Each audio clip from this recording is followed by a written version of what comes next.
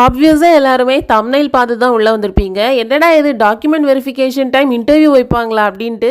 So நீங்கள் நினைக்கிற மாதிரி யூபிஎஸ்சி டிஎன்பிஎஸ்சி ரேஞ்சுக்கெலாம் இன்டர்வியூ இருக்காது. டாக்குமெண்ட் வெரிஃபிகேஷன் டைம் என்னென்ன கொஷின்ஸ் கேட்டாங்க அப்படிங்கிறத நான் இந்த வீடியோவில் ஷேர் பண்ணுறேன். Okay, first time document verification போனப்போ அவங்க நம்மக்கிட்ட எல்லாம் அவங்க ரிக்வயர்ட் டாக்குமெண்ட்ஸ் இருக்குதா அப்படின்னு கேட்டாங்க. First of all 10th mark sheet எல்லாமே ஒரிஜினல் கொண்டு போகணும். சரியா? 10th mark sheet, Aadhaar card, transfer certificate, TC, birth certificate, PAN card, அப்புறம் நம்மளோட பாஸ்போர்ட் சைஸ் ஃபோட்டோ 4 கேட்டாங்க, கம்யூனிட்டி சர்டிஃபிகேட், மெடிக்கல் சர்டிஃபிகேட், அப்புறம் நம்மளுடைய மொபைல் ஃபோன். நம்ம அப்ளை பண்ணும்போது நம்ம ஒரு மொபைல் நம்பர் கொடுத்துருப்போம் இல்லையா, அந்த சிம் இருக்கிற மொபைல் ஃபோன். சரியா? ஸோ இதெல்லாம் மேண்டட்ரி, கண்டிப்பாக ஒரிஜினல் ஜெராக்ஸ் ரெண்டுமே வச்சுக்கணும். அடுத்து 12th மார்க் ஷீட்டும் டிகிரி சர்டிஃபிகேட்டும் ஆப்ஷனல். ஓகேவா? So first time document verification போனப்போ இதெல்லாம் இருக்குதான்னு கேட்டாங்க. அப்போ நான் என்கிட்ட இருக்கிற டாக்குமெண்ட்ஸ் எல்லாமே அவங்கக்கிட்ட காட்டினேன். என்கிட்ட ஓபிசி இல்லைன்னு சொன்னேன் இல்லையா ஒரு வீடியோவில், அது என்கிட்ட பிசி சர்டிஃபிகேட் இருந்து அதெல்லாம் காட்டினேன். ஸோ அவங்க பிசிலாம் செல்லாதுமா, ஓபிசின்னு தனியாக எடுக்கணும். சென்ட்ரல் கவர்மெண்ட் ஜாப்ஸ்க்கு எல்லாத்துக்குமே ஓபிசி சர்டிஃபிகேட் தனியாக எடுக்கணும்னு சொன்னாங்க. ஓகே, எனக்கு அப்போது டைமும் ரொம்ப ஷார்ட்டாக தான் இருந்தது. சரி, ஓகே, நான் எப்படியாச்சும் ஓபிசி எடுத்து அப்புறம் மெடிக்கல் சர்டிஃபிகேட் ஃபார்மேட்டும் நான் அப்போ தப்பாக கொண்டு போயிருந்தேன். ஏன்னா நான் அப்போ ப்ரெக்னெண்ட்டாக இருந்தேன் இல்லையா.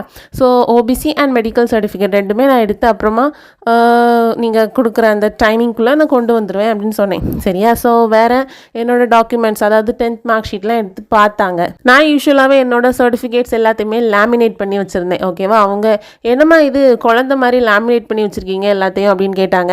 என்னடா இது லேமினேட் பண்ணுறது குழந்த மாதிரி பண்ணி வச்சுருக்கீங்கன்னு சொல்கிறாங்களேன்னு என்னோட மைண்ட் வாய்ஸ் அப்போ என்ன தெரியுமா இருந்தது, என்னடா இது லேமினேட் பண்ணால் குழந்த மாதிரி வச்சுருக்கீங்கன்னு சொல்கிறீங்க, லேமினேட் பண்ணாமல் இருந்தால் இன்கேஸ் நம்ம ஃபைல் ஏதாச்சும் கவருக்குள்ளே வைக்கும்பொழுது அந்த ஓரங்கள் எல்லாமே கிழிஞ்சிரும். இது நிறைய பேருக்கு நடந்திருக்கும்னு நினைக்கிறேன். அந்த சர்டிஃபிகேட் ஓரங்கள்லாம் கிழிஞ்சி அந்த சர்டிஃபிகேட் ஒரு மாதிரி க்ராக் ஆகி அப்படி ஒரு அந்த பேப்பரே பழைய பேப்பர் மாதிரி ஆகி கிழிஞ்சிரும். ஸோ அதை தவிர்க்க தான் லேமினேட் பண்ணி பெரும்பாலும் வைப்போம். லேமினேட் பண்ணதுக்கு அப்போ அவங்க எதுவுமே சொல்லலை. மேபி வேறு கவர்மெண்ட் ஜாப்ஸ் ஏதாச்சும் செலக்ட் ஆனோம்னா லேமினேஷன் பண்ணதுக்கு ஏதாச்சும் சொல்லுவாங்களோ அப்படின்னு எனக்கு தோணுச்சு.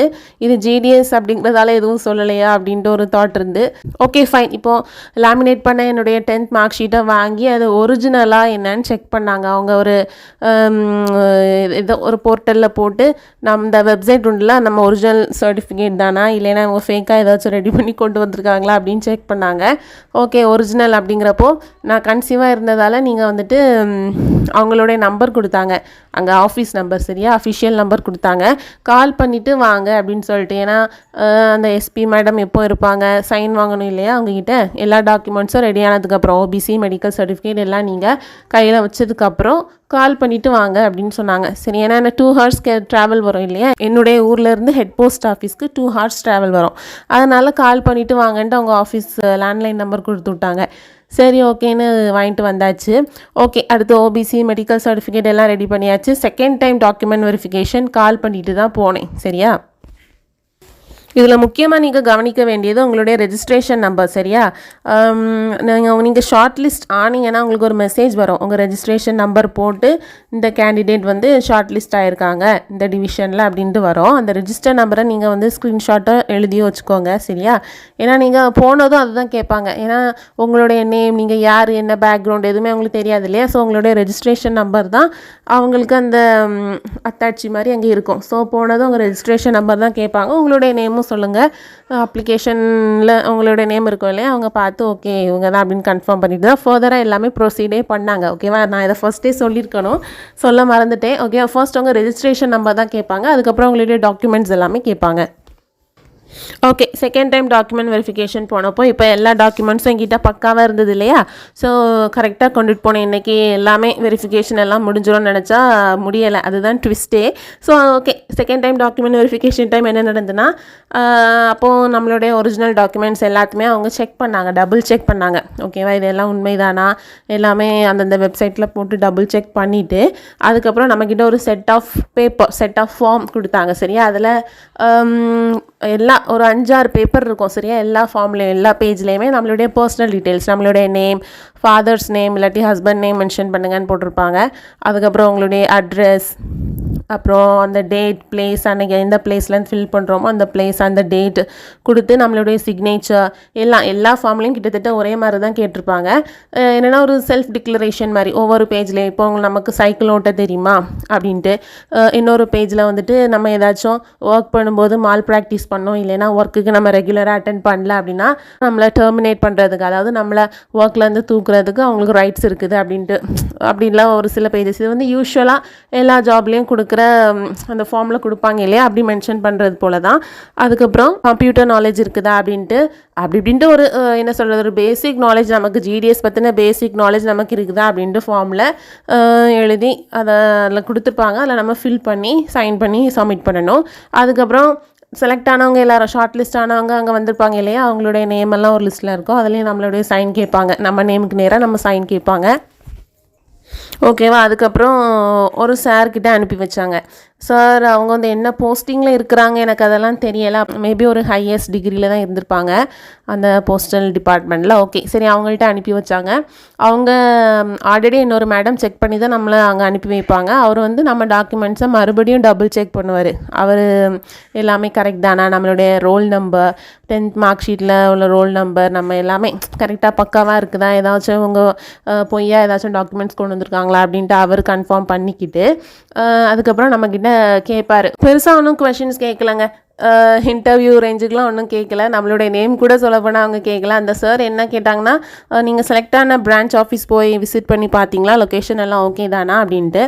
என்கிட்ட என்ன கேட்டாங்கன்னா, நான் செலக்ட் ஆன பிரான்ச் ஆஃபீஸோட ஊரும் என்னுடைய ஊரும் நியர்பை தானே, ஸோ உங்களுக்கு it's quite easy to cope up with your work அப்படின்னாங்க.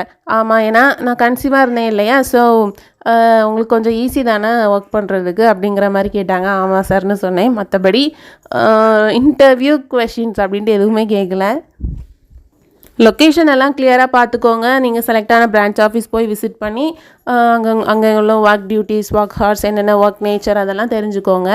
ட்ரைனிங் பீரியடில் உங்களுக்கு அதெல்லாம் சொல்லி தருவாங்க அப்படின்னு சொன்னாங்க. ஓகே சார்னு சொல்லி அவர் ஒரு பேப்பரில் சிக்னேச்சர் பண்ணி கொடுத்தாங்க. சரியா, ஒரு ஃபார்மில் சிக்னேச்சர் பண்ணி கொடுத்தாங்க.